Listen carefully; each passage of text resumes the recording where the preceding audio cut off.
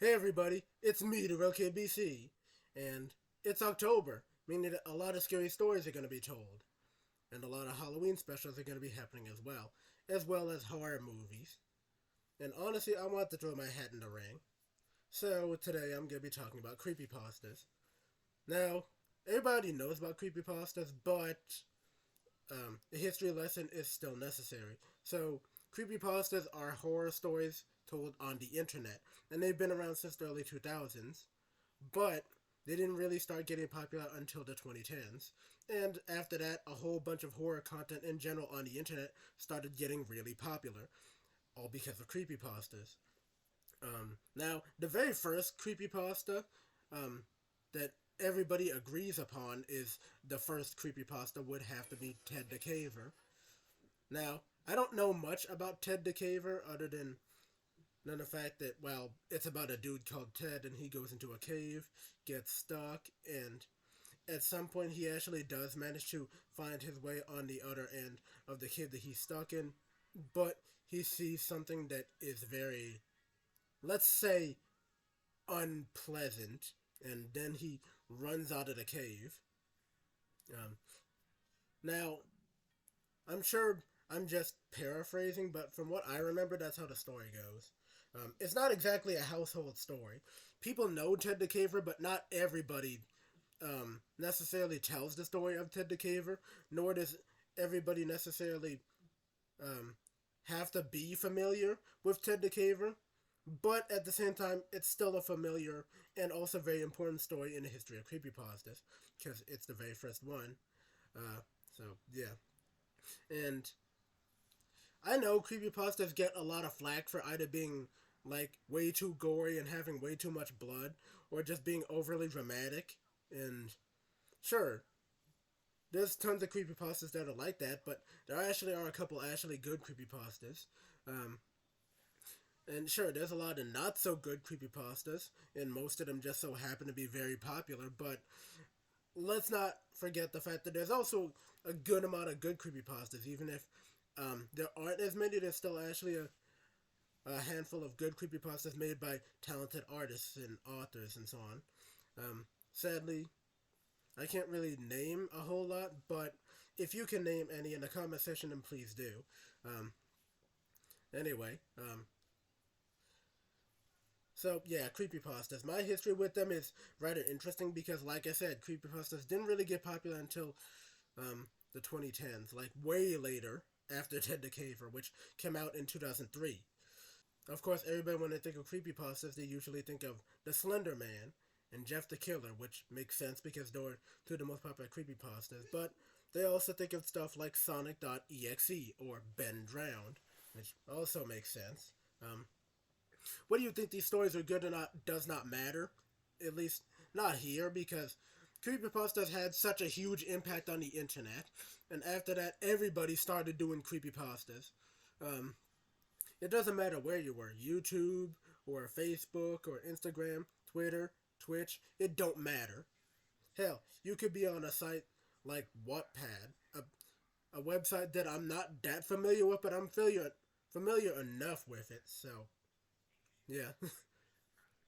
From what I've heard, it's not a very good site, and it doesn't really seem like one, especially for creepypastas, but whatever.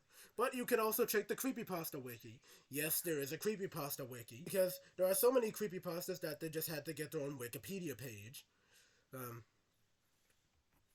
of course, I can't mention creepypastas without talking about troll pastas.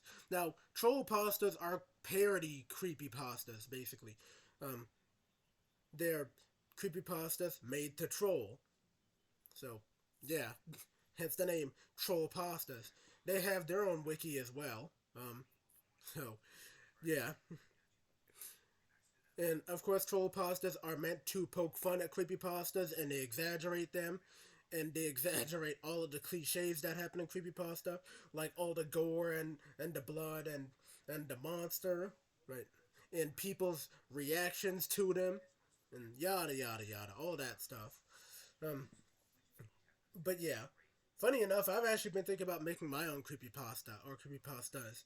I'm not entirely sure if I will, But creepypastas are fascinating to me because they're rather interesting internet stories. Again, whether you think they're good or not doesn't matter. I just find it rather interesting that creepypastas exist to begin with because horror stories have existed for years and years. But because the internet exists, it basically changed the way people told scary stories. So creepypastas became a thing. And honestly, creepypastas are just as a part of the internet as troll pastas are, right? Or heck, even other horror trends going on right now, like ARGs and liminal spaces and so on. So yeah. Um, though my history with creepypastas is basically like everybody else. Um, of course, I know about the more popular ones like yeah, Slenderman, Ben Drowned, um, all all that.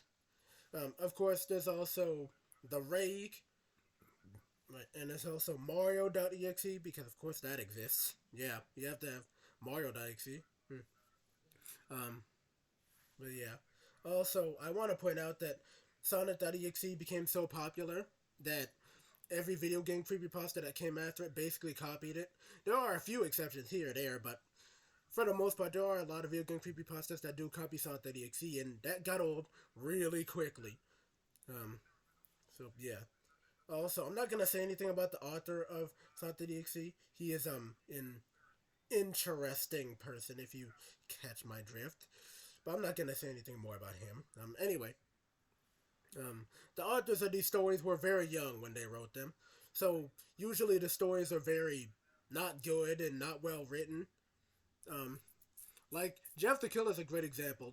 The author who wrote that was most likely 13 or 14, so the story's not very good. It's like overly edgy. It's just filled with bad writing and the characters acting stupid and so on. Yeah, and just insane leaps of logic. And the same thing goes for most creepypastas. Like yeah, and so on. Ben Drowned, of course, is one of the better creepypastas because, sure, there's leaps of logic and characters reacting, but in there, the writing is much better. Not just because the artist or author who wrote it is older. I believe he's a young adult. Um, right. I was about to. Yeah, young adult because he was in college when he wrote the story. Anyway, um, yeah, Ben Drowned.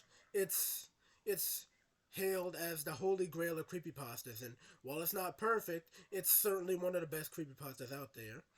Um, the character reactions actually make sense. The whole story with the Zelda game in general that they're playing, which was Majora's Mask, um, leans really well into the story and all the glitches that happen in it and the way the game reacts to the player and so on. Um, yeah, can't really say that about other creepypastas. But yeah, Ben Drowned has certainly impacted the video game creepypasta world and it's still beloved to this day, as it should be. Again, it's not perfect, but it's certainly one of the best video game creepypastas out there, which is something that I can't say about Sonic.Exe or Mario.Exe for that matter. And then you've got stories like The Rake, which are rather interesting because it's about an animalistic creature stalking people as they sleep or in the woods, even. So, yeah. Um, and then you also have Zolgo, which is basically the creepypasta equivalent of Cthulhu, meaning that it is eldritch horror. And Zolgo, and really Cthulhu in general, um, in in my honest opinion, are very interesting stories. Um, but yeah, Zolgo, eldritch horror, it's a being that you can't fathom. It's a being that humans can't understand or can't reason with. And what Zolgo does is that he possesses people. He corrupts them. He turns them into basically dark entities or darker versions of themselves.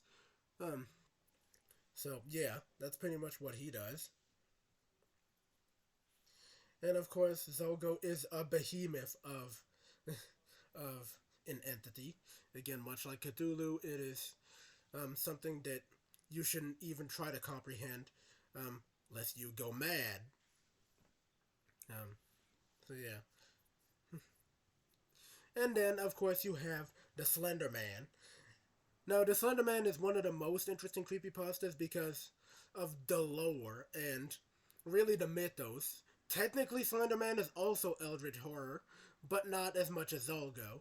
The thing with Slender Man is that it depends on which version of the character we're talking about, because sometimes Slender Man is um, a being from another dimension that takes kids, or maybe it murders them, maybe it possesses them, maybe it causes them to do his bidding, maybe the Slender Man causes people to go insane just by looking at him. Right. Or maybe he has tendrils and has no patience for you and kills you whenever you invade his territory. Right. And is always stalking your friends. Though one of the two constant things that Slender Man always does is that he screws with technology. Yeah, he can do that. He can mess up people's cameras and people's phones and so on and so forth. Not to mention the fact that um, he he also teleports. He has no face. Um, he's a mysterious being. Right. Also, the thing about him being from another dimension, that's another constant. Slenderman is from another dimension, but we don't know what. Also, it seems as though Slenderman wears a suit just so he can try to blend in with humans, but obviously there's a very uncanny aspect there, so yeah. In my opinion, Slenderman is one of the better stories, but I would say it's definitely somewhere in the middle, depending on the artist, of course. And there's many other creepypastas, but I can't name all of them here. But yeah, creepypastas, they heavily impacted the internet in both good and bad ways. They basically showed people that you can tell stories in different ways with the internet, with the help of the internet, and so on and so forth.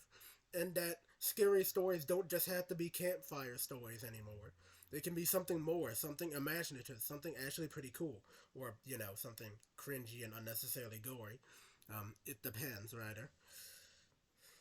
But yeah, um, honestly, creepypastas are fascinating to me because, again, they're horror stories on the internet. Of course, that's going to be interesting. Horror stories in general are interesting, but when you add the internet into the mix and all the possibilities, both good and bad, then honestly, that opens up a whole can of worms. That opens up Pandora's box right there. Yeah, it's rather interesting. Um, but it's also really cool because people can express themselves, and I love when people can express themselves. Um, I don't care if these stories are good or bad or not. The point is that the authors can learn something and that they can grow from failure or even from success. So, yeah. And if you write creepypastas, please say so in the comment section. If you like or dislike creepypastas, please say so in the comment section. If there are any creepypastas that you would deem are your favorites or your least favorites, please say so in the comment section, and so on and so forth. Um, but yeah. Also, what are your favorite creepypasta characters? Um, they don't all have to be famous characters, by the way. They can be lesser known characters. Anyway, yeah, that's all I got. Please check the description for all the important stuff. Don't forget that. Also, gonna be making another community post once again. Please check it. It's gonna be about creepypastas. It'll be cool. Also, as per usual, you know exactly what to do. I will not hold your hand through the process. Um, have a nice day, everybody, and please try not to be toxic. Real King out.